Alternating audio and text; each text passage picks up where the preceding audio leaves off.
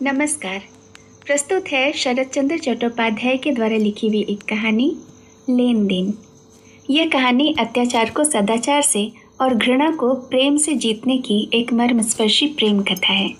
तो आज सुनेंगे इसका पहला भाग। चंडीगढ़ की चंडी माता बहुत प्राचीन देवी हैं। कहते हैं कि राजा वीर बाहु के किसी पूर्वज ने एक लड़ाई जीतने पर स्मारक के रूप में बारुई नदी के तट पर यह मंदिर बनवाया था। इसके बाद इसी मंदिर के सहारे धीरे धीरे यह चंडीगढ़ गांव बस गया। शायद किसी ज़माने में सारा चंडीगढ़ गांव वास्तव में देवोत्तर संपत्ति रहा हो, परंतु अब तो मंदिर के आसपास थोड़ी सी ज़मीन को छोड़कर बाकी सब अंश लोगों ने छीन लिया है। यह बताने की आवश्यकता नहीं कि अनाथ गरीबों का धन और मूक देवता की संपत्ति किस प्रकार अज्ञेय रहस्यमय उपाय से अंत में जमींदार के पेट में आकर समाती है। मेरा कहना इतना ही है कि चंडीगढ़ का अधिकांश भाग अब चंडी माता के हाथ से निकल गया है। देवता को शायद इससे कुछ हानि लाभ नहीं, परंतु उनके जो सेवक हैं उनके हृदय से यह क्षोभ आज तक नहीं मिटा। इसलिए उनमें लड़ाई झगड़ा लगा रहता है और कभी कभी तो वह भयंकर रूप धारण कर लेता है। बीज गांव का जमींदार वंश अत्याचारी होने के कारण बदनाम है, परंतु साल भर पहले संतानहीन जमींदार के गुजर जाने से उनके भांजे जीवानंद चौधरी ने जिस दिन से जमींदारी का भार लिया है, उस दिन से तो छोटे बड़े सभी किसानों का जीवन कंटकमय हो उठा है। लोग कहते हैं कि भूतपूर्व जमींदार काली मोहन बाबू ने भी इस आदमी के अत्याचार और उच्च श्रृंखलता से परेशान होकर इसे त्याग देने का संकल्प किया था, परंतु एकाएक मौत ने आकर उस संकल्प को कार्य रूप में परिणित नहीं होने दिया। यही जीवानंद चौधरी अब राज्य परिदर्शन के बहाने चंडीगढ़ आए हुए हैं। गांव के भीतर सदा से ही एक छोटी सी तहसीली कचहरी थी, परंतु बांकुड़ा जिले के इस पहाड़ी गांव की आबोहवा की ख्याति के कारण और खासकर इस रेतीली बारुई नदी के जल के अत्यंत रुचिकर होने से जीवानंद के नाना राधा मोहन बाबू ने गांव के बाहर नदी के किनारे शांति कुंज नाम से एक सुंदर बंगला बनवाया था। वे उसमें कभी कभी आकर रहते भी थे, परंतु उनके पुत्र काली मोहन बाबू ने अपने जीवन में कभी इसमें पैर नहीं रखा। अतः एक समय जिस भवन में सौंदर्य, ऐश्वर्य और मर्यादा थी, चारों ओर का बाग दिन रात फल फूलों से हरा भरा रहता था, वही दूसरे के हाथ में पाकर देखरेख न होने से बिल्कुल वीरान हो गया है। न उसमें माली है, न ही कोई रक्षक। आसपास में मनुष्यों की बस्ती भी नहीं है। केवल बारुई नदी के सूखे किनारे पर एक टूटा फूटा विशाल भवन जंगल के भीतर पूर्व गौरव को खोकर सुनसान सन्नाटे में खड़ा है। पता नहीं कब से यहाँ कोई आया गया नहीं है, किंतु कचहरी के प्रधान कर्मचारी मालिकों के यहाँ बराबर झूठी इत्तला भेजते रहते हैं। ऐसी दशा में एकाएक एक दिन तीसरे पहर नए जमींदार केवल 2 प्यादों को साथ लेकर गांव की कचहरी के सामने आ गए, परंतु पालकी से उतरे नहीं। सिर्फ गुमाश्ते एक कौड़ी नंदी को बुलाकर कह दिया कि हम शांति कुंज में थोड़े दिन ठहरेंगे। आज्ञा देकर वे अपने गंतव्य स्थल की ओर चल दिए। डर के मारे एक कौड़ी के मुंह पर कालीमा छा गई। शायद शांति कुंज में जाने का रास्ता भी न हो। वहां के किवाड़ों, जंगलों और चौखटों को चोर चुरा ले गए हों। शायद वहां कमरों में जंगली जानवरों का अड्डा जम गया हो। एक कौड़ी को पता ही नहीं था कि वहां क्या है और क्या नहीं। इस संध्या समय नौकर चाकर कहाँ मिलेंगे, दिया बत्ती का इंतजाम कैसे होगा और खाने पीने का बंदोबस्त भी वह कहाँ से करेगा। एकाएक वह क्या करे, किसकी शरण ले। इस चिंता में उसे अपना शरीर भारी मालूम होने लगा, सिर में चक्कर आने लगा। नौकरी तो गई ही, वह चली जाए, परंतु इस दुर्दांत नए मालिक के संबंध में अब तक लोगों के मुंह से जो किस्से सुनते आए हैं, उनमें से कोई भी ऐसा नहीं था जो उसको भरोसा दे। बिना खबर, बिना इत्तला दिए उनका यह शुभागमन जब केवल उसी के लिए है, तब इन्हीं की जमींदारी में अपने बाल बच्चों को छिपाकर वो अपनी जान बचाएगा, इसका कुछ उपाय उसको सूझना पड़ा। मालिक को उसने कभी देखा नहीं था, जरूरत भी नहीं भी थी। आज भी डर के मारे मालिक पर दृष्टि डालने का उसे साहस नहीं हुआ, परंतु कहारों के पालकी लेकर तंग रास्ते में अदृश्य होते ही उसके मन में पालकी के भीतर जिस मूर्ति की छाया पड़ी, वो बड़ी ही भयंकर मालूम हुई। उसकी लापरवाहियों और चोरियों की जांच पड़ताल अब वह स्वयं करेंगे। उसका कौन सा हिस्सा किस किस के माथे मढ़ा जा सकता है, यही वह अब सोच रहा था। उसी समय कचहरी का एक बड़ा प्यादा विश्वंभर हांफता हुआ आया। वो बेचारा वसूली के लिए तकाजे करने गया हुआ था। रास्ते में इस दुर्घटना की खबर पाकर दौड़ता हुआ लौट आया। उसने हांफते हांफते पूछा, हुजूर आए हैं ना?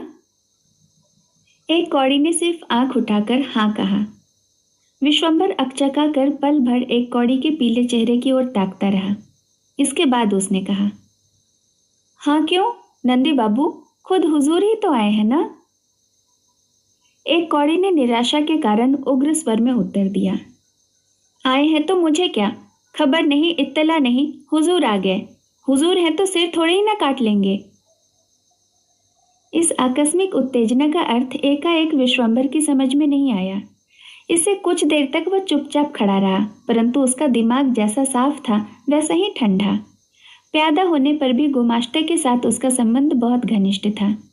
उसने एक कौड़ी को भीतर ले जाकर थोड़ी देर ढांढस दिलाया और शराब की बोतल, मांस और उसकी साथी ने गुप्त वस्तु का इशारा देकर इतनी बड़ी आशा दिलाने में भी वह आगा पीछा न किया।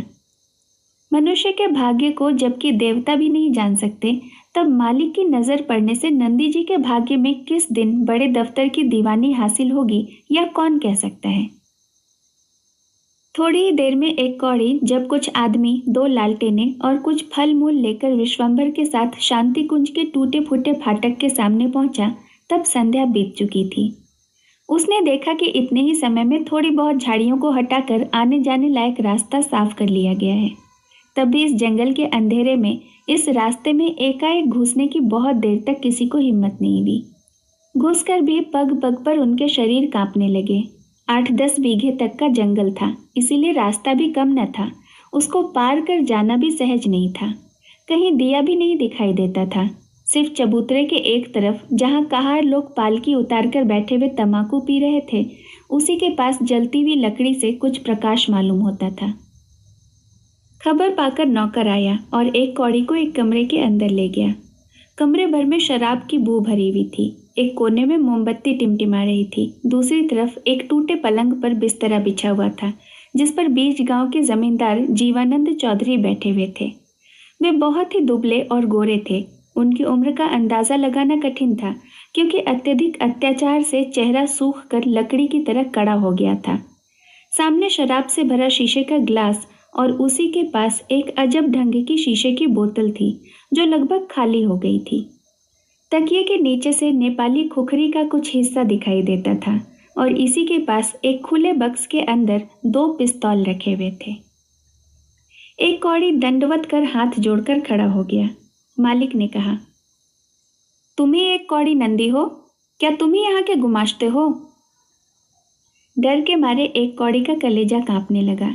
उसने रुकते और कांपते हुए कंठ से सिर हिलाकर कहा, जी हुजूर। उसने सोचा कि अब इस मकान की बात उठेगी, परंतु मालिक ने उसका उल्लेख तक नहीं किया। यही पूछा, तुम्हारे दफ्तर की आमदनी कितनी है? एक कौड़ी, करीब 5,000 रुपया है सरकार। करीब 5,000? बहुत अच्छा, मैं 7-8 दिन यहाँ ठहरूंगा। इसके अंदर मुझे 10,000 रुपया चाहिए। जो हुक्म सरकार, मालिक ने कहा। अच्छा, कल सवेरे मैं तुम्हारे दफ्तर में जाकर बैठूंगा। सवेरे यानी 10 से 11 बजे। उसके पहले मेरी नींद नहीं खुलती। तुम पहले से ही किश्तदारों को खबर दे देना। एक कौड़ी ने खुशी से सिर हिलाते हुए कहा, जो हुक्म। क्योंकि यह कहने की जरूरत नहीं कि माल गुजारी के सिवाय इतना अधिक रुपया वसूल करने के गुरभार से उसने खुद को विपन्न नहीं समझा। वह प्रसन्न चित्त होकर बोला, मैं आज रात को ही चारों ओर आदमी भेज दूंगा, जिससे कोई यह न कह सके कि समय पर खबर नहीं मिली। जीवानंद ने सिर हिलाकर सहमति दी और शराब के प्याले को मुंह से लगाकर एक ही घूंट में खाली कर दिया। उसे धीरे धीरे रखते हुए उसने कहा, एक कौड़ी, तुम्हारे यहाँ शायद विलायती शराब की दुकान नहीं है। अच्छा, कोई चिंता नहीं है। जितनी मेरे साथ है उसी से इतने दिनों काम चल जाएगा, परंतु मुझे गोश्त रोज चाहिए। एक कौड़ी तैयार ही था, बोला, यह क्या बड़ी बात है सरकार, चंडी माता का ताज़ा महाप्रसाद प्रतिदिन हुजूर के यहाँ आ जाएगा। हुजूर ने खुश होकर बहुत अच्छा कहा। इसके बाद बोतल से थोड़ी सी शराब गिलास में डालकर पीते हुए कहा, और एक बात है एक कौड़ी। एक कौड़ी की हिम्मत बढ़ती जा रही थी। उसने कहा, फरमाइए।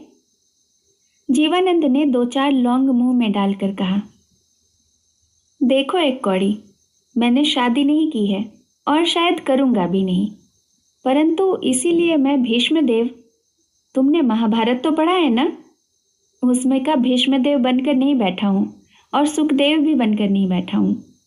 मेरा मतलब तो समझ गया ना एक कौड़ी, मुझे वही चाहिए। एक कौड़ी ने शर्म के मारे सिर नीचा करके थोड़ा सा कंधा हिलाया, मुंह से जवाब नहीं दिया। गुमाश्ते को भी जिस निर्लज्जतापूर्ण उक्ति से शर्म मालूम हुई, उसे जमींदार ने न केवल बिना किसी झिझक के कह दिया, बल्कि उसमें से लज्जा के लायक उसे कुछ भी मालूम नहीं हुआ।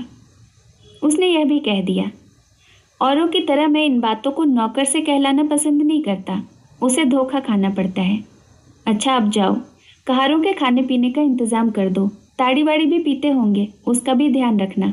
अच्छा जाओ। एक कौड़ी ने सिर हिलाकर स्वीकृति दी। अब वह दंडवत कर बाहर जाने को था ही कि जमींदार ने पूछा, इस गांव में कोई बदमाश किसान तो नहीं है? एक कौड़ी लौटकर खड़ा हो गया। उसके चित्त में बहुत दिनों का एक जख्म था।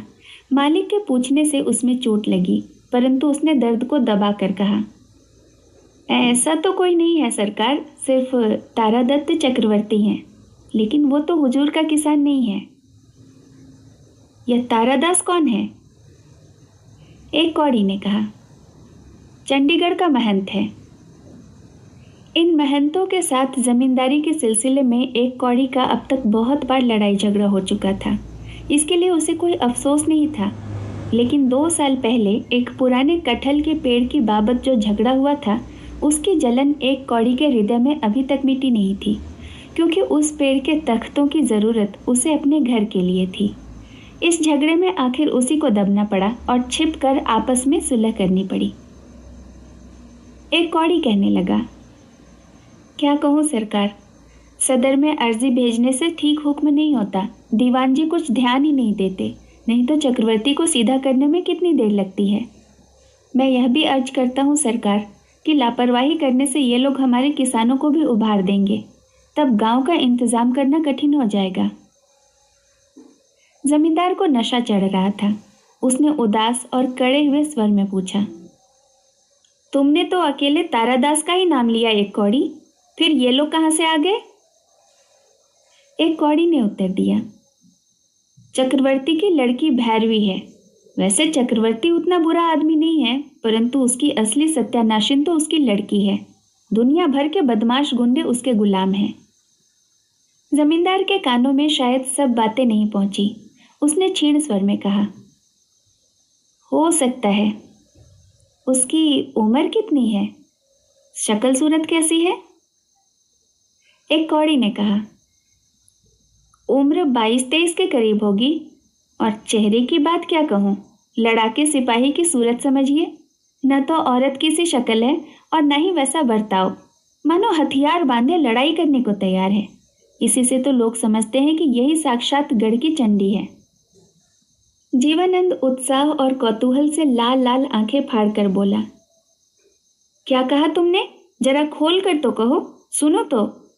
देखने में गवार की तरह हो सकती है, परंतु है तो वो गृहस्थ ब्राह्मण की लड़की ना, तो वो सत्यानाशन कैसे हो सकती है? और बदमाश गुंडों का दल भी उसके साथ कैसे जुट गया? इसमें आश्चर्य की क्या बात है हुजूर? यह कहकर एक कौड़ी ने भैरवी का जो किस्सा सुनाया, उसका सारांश यह है। भैरवी किसी का नाम नहीं, यह तो चंडीगढ़ की प्रधान सेविका की उपाधि है।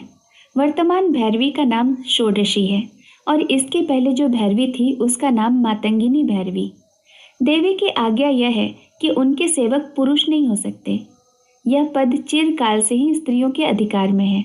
15-16 वर्ष पहले एक दिन अचानक खबर मिली कि मातंगिनी भैरवी के पति का स्वर्गवास हो गया। जांच पड़ताल के बाद जब यह खबर सत्य प्रमाणित हुई, तब मातंगिनी को पद त्याग कर काशी चले जाना पड़ा। जीवानंद अब तक चुपचाप सुन रहा था। आश्चर्य में आकर उसने कहा, क्या विधवा होने से भैरवी का पद छिन जाता है? हाँ हुजूर। क्या इसी कारण से उसने अपने पति को अज्ञातवास के लिए भेज दिया था? एक कौड़ी ने कहा, सिवाय इसके उपाय ही क्या था? देवी की आज्ञा है कि विवाह की तीसरी रात के बाद भैरवी पति को स्पर्श भी न करे। इसके कारण दूर के किसी गरीब के लड़के को लाकर विवाह करके दूसरे ही दिन रुपया पैसा देकर विदा कर दिया जाता है। इसके बाद कोई उसकी छाया तक नहीं देख सकता। यहाँ का यही नियम है। ऐसा ही चिरकाल से होता आया है। जीवानंद ने हंसकर कहा, क्या कहते हो एक कौड़ी, बिल्कुल देश निकाला। तो चंडी की ही भैरवी है। रात को एकांत में पति को गिलास भर शराब देना, गर्म मसाले से छौंका हुआ महाप्रसाद पका कर खिलाना, कुछ भी नसीब नहीं होता। एक कौड़ी ने सिर हिलाकर कहा, नहीं हुजूर, माता की भैरवी पति को छू तक नहीं सकती, परंतु पति के सिवाय क्या गांव में आदमी नहीं है? मातंगिनी भैरवी को देखा है और अब षोडशी भैरवी को भी देख रहा हूँ। लोग क्या ऐसे ही उसके पीछे पड़े रहते हैं और बात बात में हुजूर के साथ मुकदमे लड़ते हैं? जीवानंद ने कहा, महंत है ना, परंतु मातंगिनी के बाद यह कहाँ से आ गई? एक कौड़ी ने कहा, चक्रवर्ती थे मातंगिनी के भांजे, ढाका या कहीं और किसी महाजन की गद्दी पर मुनीमी करते थे। चिट्ठी पाते ही आ गए। उनके साथ में ये एक 9-10 वर्ष की बालिका भी थी। कहीं से एक दूल्हा भी ढूंढ लाए थे। कौन जाति, किसका लड़का, कहाँ घर, कौन जाने। रातों रात विवाह कराकर विदा करा दिया। इसके बाद गद्दी पर बैठकर मजे से राजभोग कर रहे हैं। कौन क्या कहे, कौन क्या पूछे। गांव में तो आदमी नहीं है, राजा का शासन भी नहीं है। इतना कहकर उसने जमींदार की ओर इशारा किया, परंतु उधर देखा तो मालूम हुआ कि उसका ताना मारना व्यर्थ हो गया। राजा आंखें मूंद कर खर्राटे ले रहा है। देर तक कुछ बातचीत नहीं हुई। उसकी गलती से कहीं उसकी नींद न टूट जाए, वह डर करके कठपुतली की तरह चुपचाप वहां खड़ा रहा। मन ही मन शराबियों का श्राद्ध करने लगा और सोचने लगा कि चुपके से निकल जाऊं या नहीं। इतने में जीवानंद स्वाभाविक मनुष्य की तरह बोल उठा, 15 बरस पहले की बात है ना? अच्छा, ये तारादास क्या खूब नाटा और गोरा है? एक कौड़ी, नहीं हुजूर, चक्रवर्ती का रंग तो गोरा है, परंतु वे बहुत लंबे हैं। लंबा है? अच्छा, तुम्हें यह कैसे मालूम हुआ कि यह आदमी ढाका में महाजन की गद्दी पर बही खाता लिखता था? यह भी तो हो सकता है कि कलकत्ते में रसोइये का काम करता रहा हो। एक कौड़ी ने सिर हिलाकर कहा, नहीं हुजूर, वे तो सचमुच ही बही खाता लिखते थे। वहां उनकी 6 महीने की तनख्वाह बाकी थी। मैंने ही दावा करने का डर दिखाकर खत किताब करके रुपया वसूल करा दिया था। जीवानंद ने कहा, तुम्हारा ही कहना सच होगा। अच्छा, क्या इसी आदमी ने किसी किसान को उजाड़ने के मुकदमे में मामा के खिलाफ गवाही दी थी? एक कौड़ी ने जोर से सिर हिलाकर बोला, हुजूर की नज़र से कुछ भी छिपा नहीं रह सकता। जी हाँ, ये वही तारादास हैं। जीवानंद ने धीरे धीरे सिर हिलाते हुए कहा, उस बार बहुत रुपए के फेर में डाल दिया था। इन लोगों के पास कितनी जमीन है? एक कौड़ी मन में हिसाब जोड़कर बोला, 50-60 बीघे से कम नहीं होगी। जीवानंद तनिक चुप रहकर बोला, कल तुम खुद जाकर कह देना कि मुझे प्रति बीघा 10 रुपये नजराना चाहिए। मैं 8 दिन रुकूंगा। एक कौड़ी सकुचाते हुए बोला, वह तो माफी जमीन है, देवोत्तर है सरकार। नहीं, इस गांव में माफी जमीन का एक बित्ता भी नहीं है। नजराना न देने से सब जब्त हो जाएगा। एक कौड़ी कुछ भी उत्तर न देकर चुपचाप खड़ा रहा। वह चक्रवर्ती से नहीं दबता था, वो तो उसकी लड़की लड़ाकू सिपाही षोडशी भैरवी की याद करके डर रहा था। जमींदार तो एक दिन यहाँ से चले जाएंगे, परंतु उसको तो इसी गांव में रहना पड़ेगा। एक बार उसने दबी जबान में कहा, परंतु हुजूर। जीवानंद ने बीच में ही रोककर कहा, मैं किंतु परंतु नहीं सुनना चाहता। मुझे रुपयों की ज़रूरत है। मैं 500-600 रुपया नहीं छोड़ सकता, वो उन्हें देना ही पड़ेगा। कल चक्रवर्ती को खबर दे देना कि कचहरी में हाजिर हो। दस्तावेज वगैरह कुछ हो तो साथ लेता है। रात हो गई है, अब तुम जा सकते हो। आदमियों के खाने पीने का इंतजाम कर देना।